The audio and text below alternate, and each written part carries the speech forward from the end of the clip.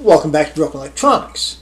I'm Lee, and I'm so glad you could take the time to join me for today's little video adventure.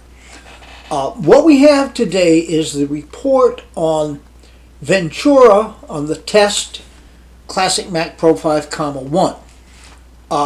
And before launching into this, I need to apologize to everyone. I had fully intended that this report would follow 1 week after the installation video. But real life kind of got in the way. I am a musician. I'm an active orchestral musician. I had a big run of rehearsals and concerts, and in the midst of all of that, my double bass suffered some rather severe damage, which I had to get repaired and then play on a different... Well, I don't need to go into the details. Getting videos done was just not happening. Anyhow, we have today the actual report on Ventura running on a Classic Mac Pro. Is it, as the saying goes, ready for prime time? No. Now, I suppose I could just end the video here, couldn't I? But, yeah, we're going to look in a little more detail as to why not. It's a worthy effort. It does install. It does run. And for your basic day-to-day tasks, it runs quite well. But there are some serious issues. So, if you'd like to see the exploration of some of those issues, please stay tuned. All right. When I first successfully installed Ventura and then booted up into Ventura and began to explore it,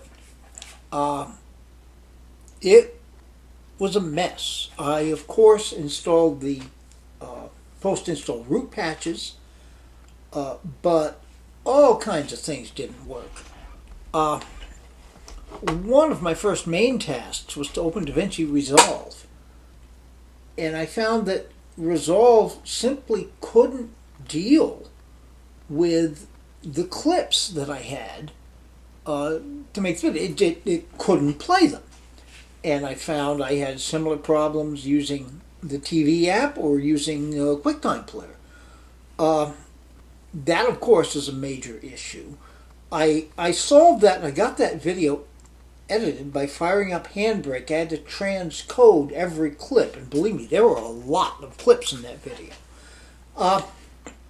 Then, once they were transcoded, Resolve could read them and edit the video, and as far as I could see, it turned out fine.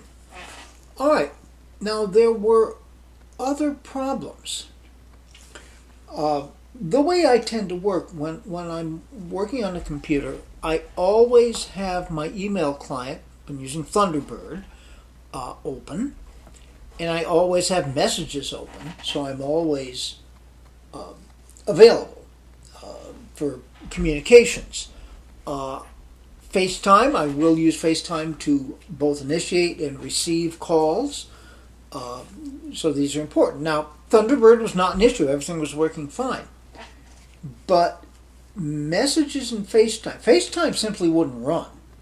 Messages would start running, then it would freeze, it would be unable to send messages, it was flaky about receiving messages. These were deal breakers. And once I got that last video recorded and uploaded, I was ready to go to my backup and go straight back to Monterey on this machine. It was that bad. However, I did have a thought. I fired up OpenCore Legacy Patcher. Give it a second to boot up here. Does tend to be a little slow. Here we go. Now, if you click here where it says post-install root patch, one of your options is to reinstall the root patches. I figured, well, maybe this didn't take well enough, so I reinstalled the root patches. didn't work. They wouldn't reinstall. I tried it 2 or 3 times. It didn't work. I finally found, though, what I needed to do was to revert the root patches, basically erase all of that. Then I was able to reinstall the root patches, and that solved all kinds of problems. Suddenly, DaVinci Resolve could read the video clips, so we had graphics acceleration working much, much better. No issues at all with messages, no issues with FaceTime. Both of them work just fine. Okay, great. We're ready for prime time. Well, there are other issues here.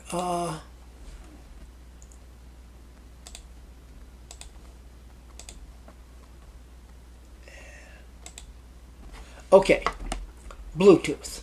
Wi-Fi is working.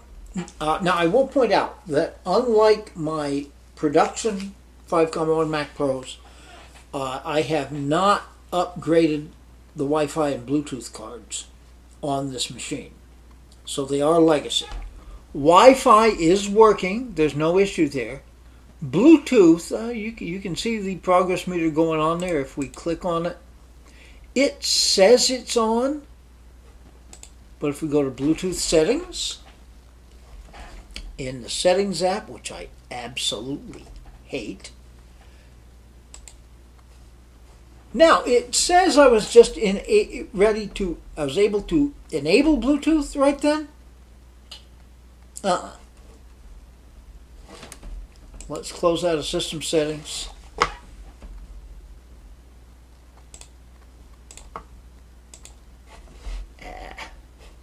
Shoot.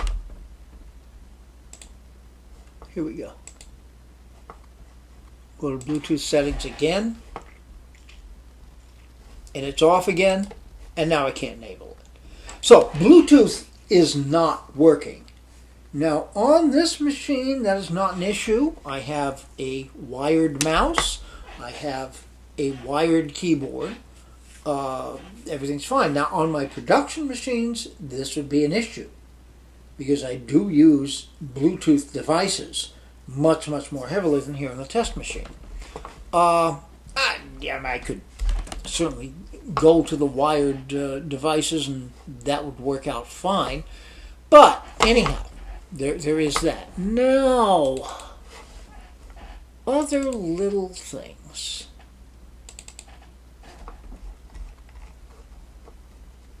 The weather app. I finally brought weather here. Now you're going to see, I'd seen reports from a couple of people saying the weather app simply didn't work. Well, yeah, the problem is location services isn't working. So if you're depending on location services to tell the weather app where you are, yeah, it doesn't work. Now you'll notice here that I have put in, and I did this on my iPhone a couple of years ago, I put in a number of different places, of places that are important to me, that family reasons or whatever, places that I often will go. Those all work just fine. So if you want the weather app to work, you can't depend on location services, but you can set a custom location and your weather app will behave perfectly well. Realistically, I don't use the weather app on the computer, but it certainly can be made to work. So we have that. I think basically the point I would make here, it's close. It's very close. It's not there yet.